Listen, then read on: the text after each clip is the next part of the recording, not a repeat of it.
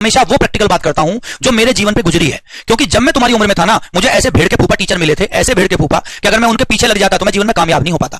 मैंने तुम्हें पहले भी बताया कि मुझे एक ऐसा जीएस का टीचर मिला था जो क्वेश्चन लिखवाता था, उसके 4 ऑप्शन लिखवाता था और कहता था डी टिक कर लो।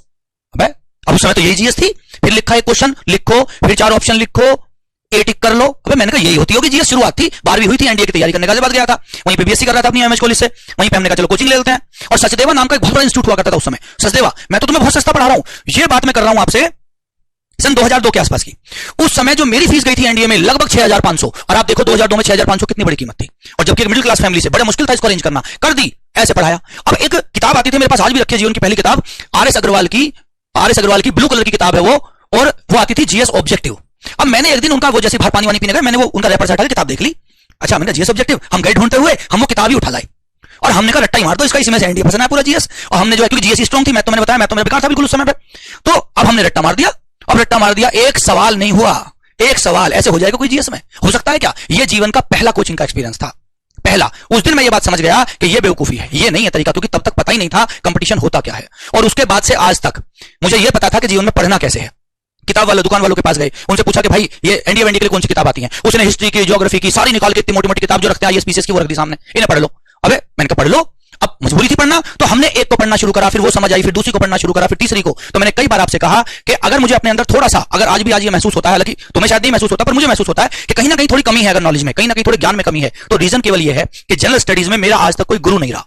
मैंने किसी से जीवन में जनरल स्टडीज नहीं पढ़ी आज तक भी। जो मैं आपको पॉलिटी पढ़ा रहा हूं, मेरा पॉलिटी में कोई गुरु नहीं रहा, हिस्ट्री में कोई नहीं रहा, ज्योग्राफी में कोई नहीं रहा। जितने कॉन्सेप्ट मैं तुम्हें यहां पढ़ाता हूं वो सब मैंने खुद पूरी पूरी रात जग के, एक बार समझ नहीं आया दोबारा पढ़ो, दोबारा समझ नहीं आया तीसरी बार पढ़ो, तीसरी बार नहीं आया चौथी बार पढ़ो, तब जाके उनको सीखा।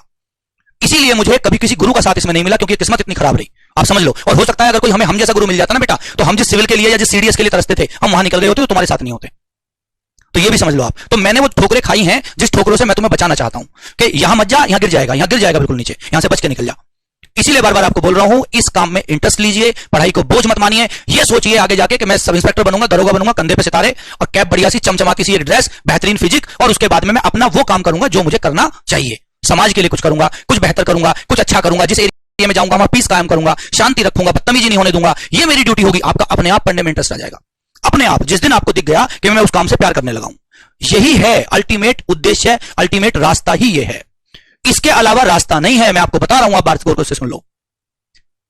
आप इसको इंटरेस्ट लीजिए, उस जॉब को देखिए। अगर उस जॉब में, अगर पुलिस की जॉब में तुम्हें मजा आता है, अगर अधिकारी बनना चाहते हो पुलिस का, तो तुम पक्का जॉब ले लोगे, तुम्हें मजा आ जाएगा पढ़ने में। लेकिन अगर तुम्हारा पुलिस की लाइन में मन नहीं है, तुम मजबूरी में जाना चाह रहे हो, तो तुम नौकरी पाके भी छोड़ोगे, ये भी समझ लो। 6 महीने में इस्तीफा दे दोगे तुरंत।